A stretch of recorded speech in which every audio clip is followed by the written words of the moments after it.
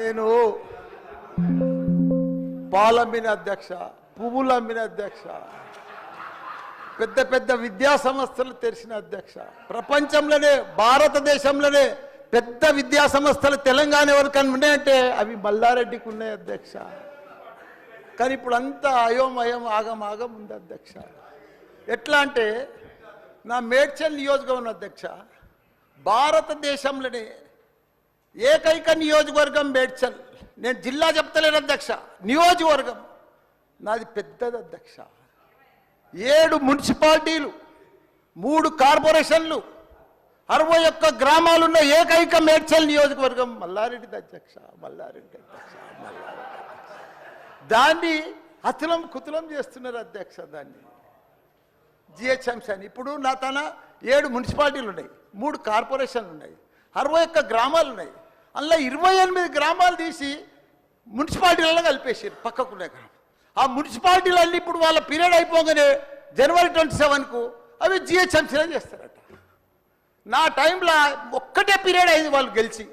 నా దగ్గర ఒక్క మేడ్చల్ నియోజకవర్గంలోనే కార్పొరేటర్లు, కౌన్సిలర్లు, మేయర్లు, జిల్లా పరిషత్ చైర్మన్లు, సర్పంచ్లు, ఎంపీటీసీలు, వార్డు మెంబర్లు వీళ్ళందరూ కలిసి ఒక్క మేడ్చల్ల 444 మంది నా తన లీడర్లు ఎదిగిరు అధ్యక్ష.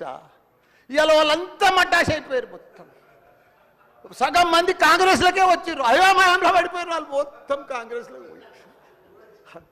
ఎందుకంటే మళ్ళీ ఎలక్షన్స్ వస్తాయి, మళ్ళీ మున్సిపల్ ఎలక్షన్స్ వస్తాయి, మళ్ళీ సర్పంచ్ ఎలక్షన్ వస్తాయి అంటే ఏ మున్సిపల్ లేదు, కౌన్సిలర్ లేరు, అన్ని జీవోలు కూడా వచ్చేసినాయి అధ్యక్ష. ఆల్రెడీ మున్సిపాలలో గ్రామాలు కలిసిపోయినట్టు, మళ్ళా గ్రామాలని మున్సిపాలిటీ కూడా అన్ని జిహెచ్ఎంసీలో కలిసినట్టు. ఒకటి అధ్యక్ష, కలుపుని తప్పు లేదు. 9 మున్సిపాలిటీలు అప్పుడు సరౌండింగ్ షేర్లింగంపల్లి కానీ కొద్బుల్లాపూర్ కానీ ఇవన్నీ కలిపినప్పుడు ఏమీ లేదు. ఇప్పుడు మా తాన కూడా మున్సిపాలిటీలలో ఇప్పుడిప్పుడే ఈ 5 ఏళ్ళనే డెవలప్ చేసినాం మేము. కానీ ఇప్పుడు ఇప్పటికి ఇంకా గ్రామీణ వాతావరణమే ఉంది, ఇంకా పొలాలే ఉన్నాయి, ఇంకా సరిగా బాత్రూమ్లు కూడా సరిగా లేవు ప్రజలకు, ఇంకా పెంకిటిల్లే ఉన్నాయి. అవన్నీ కూడా జిహెచ్ఎంసీలో కలిపితే పరిస్థితి ఇప్పుడు బంజారాల్లో, జూబ్లీహిల్స్లో అదే ట్యాక్స్ ఉంటుంది, మా గ్రామాలలో అదే ట్యాక్స్ ఉంటుంది అధ్యక్ష. ఈ పైసలన్నీ కూడా తీసుకుపోయి ఏదైనా పెద్ద పెద్ద ఫ్లైఓవర్లు వేయాలన్నా ఏది వేయాలన్నా మళ్ళీ జూబ్లీహిల్స్, బంజారాలని ఖర్చు పెడతారు అధ్యక్ష. మా పుణ్యాన మా మున్సిపాలిటీలో అట్లనే ఉండని, ఇంకో పీరియడ్ ఉండని, ఇంకో 2 ఉండని. శ్రీధర్ బాబు గారు మా సీఎం కూడా చెప్పండి మీరు దయచేసి ఈ సభ ద్వారా మా మున్సిపాలిటీలో ఇంకో పీరియడ్ ఉంటే మంచిగా అవుతుంది. ఎందుకంటే గ్రామీణ ప్రాంతాలు ఉన్నాయి, ఇంకా వ్యవసాయాలు ఉన్నాయి, ఇంకా పెంకటిళ్ళు ఉన్నాయి. మనం అన్ని ఇప్పుడు నా అన్ని కూడా జిహెచ్ఎంసీలో కలిసినట్టు. నాకు రూరల్ లేదు, ఎంపీటీసీ లేదు, సర్పంచ్ లేడు, కౌన్సిలర్ లేడు, ఓన్లీ కార్పొరేటర్. అది కూడా 20-30 వేలకు ఒక్కరు అవుతారు. 444 మంది పోయి 40 మంది కూడా గారు 8-10 మంది అవుతారు నా నియోజకవర్గం. 6,48,000 ఓట్లు ఉన్నాయి అధ్యక్ష. అది అయిపోయిందా, ఈ పార్టీకి అయిపోయింది. దయచేసి అది చెప్పినా మీకు అంత మనవించుకున్నా. హైడ్రా భారతదేశంలోనే మన హైదరాబాద్ అంటే, తెలంగాణ రాష్ట్రం అంటే ప్రపంచమంతా మోగిపోయింది అధ్యక్ష. ఐటీ రంగంలో కానీ, ప్రతి ఒక్క డెవలప్మెంట్లో కానీ, ప్రతి దాంట్లో కూడా హైడ్రా వచ్చినాక ఒక్కసారి హైడ్రా ఏం పెద్ద తప్పు పని చేయలే. కానీ హైడ్రా వచ్చినాక ఒక భయాందోళనతో మొత్తం కుప్పగొలిపోయింది అధ్యక్ష. హైదరాబాద్ సిటీ దిష్టి తగిలిపోయింది అధ్యక్ష. నువ్వేమన్నా అనుకో, ఎందుకంటే నాకు పెద్ద ల్యాండ్ బ్యాంక్ ఉంది, నాకు పెద్ద విద్యా సంస్థలు ఉన్నాయి, నాకేం నష్టం లేదు, నేనేం ఎఫ్టీఎల్లో లేను, బఫర్ జోన్లో లేను. నేను జనరల్గా చెప్తున్నా, అభివృద్ధి అమెజాన్, గూగుల్, ఫేస్బుక్, యాపిల్ లాంటి కంపెనీలు అమెరికా తర్వాత ఇక్కడ మన హైదరాబాద్ తెచ్చిండు మన కేటీఆర్ అధ్యక్ష. హెడ్ క్వార్టర్స్ ఇన్నే ఉండే అధ్యక్ష. ఐటీలా మనం కర్ణాటక, బెంగళూరు మించినాం అధ్యక్ష. ఇక్కడ 9 లక్షల మంది ఉద్యోగాలు చేస్తున్నారు, ఐటీ ఉద్యోగాలు. పెద్ద పెద్ద ప్రపంచం అంతా కూడా హైదరాబాద్ తీసుకొచ్చి పెద్ద పెద్ద వాళ్ళకు బుగులు పట్టిపోయింది అధ్యక్ష. గరీబ్ వాళ్ళు అయితే గుండెలు వలిగిపోయినాయి అధ్యక్ష. మరి అది ఎందుకు తెచ్చిర్రో ఏమో మళ్ళీ నాకు అర్థం కాదు. ఇప్పుడు ఒకటి అధ్యక్ష, ఇప్పుడు నాయే కొన్ని ఎఫ్టీఎల్ ఉన్నాయనుకో, ఎగ్జాంపుల్ చెప్తా శ్రీధర్ బాబానా. మన ఇంట్లో మన సెల్ ఫోన్లో చూస్తే మన భూమి ద ఫ్లో ఆగిపోతుంది అన్న. మీకు దండం పెడతా, మీరంతా చాలా మేధావులు. మన ఇంట్లో కూర్చొని కూడా మన పొలం హైడ్రాల్ ఉందా, చెరువు ఎఫ్టీఎల్ ఉందా, బఫర్ జోన్లు ఉందా చూసుకోవచ్చు, అంత టెక్నాలజీ వచ్చింది. గూగుల్లోకి పోతే చూసుకోవచ్చు. చూసి ఎవరెవరికి ఉందో ముందే నోటీసులు ఇచ్చి ఓపికతో అర్జెంట్ ఏముంది, తెల్లారి శుక్రవారం పొద్దుగల్లే పోయి శనివారం పొద్దుగల్లే పోయి కూలగొట్టాలని ఏముంది అధ్యక్ష. నిదానంగా వాళ్ళు కూడా మన తెలంగాణ ప్రజలే, వాళ్ళంతా కూడా మీరు ఓటేస్తేనే మనం మంత్రిలో కూర్చున్నాం. మనం అంత ఆదల బాధ ఆధార్ చేసేది, టెన్షన్ చేసేది ఏం అవసరం.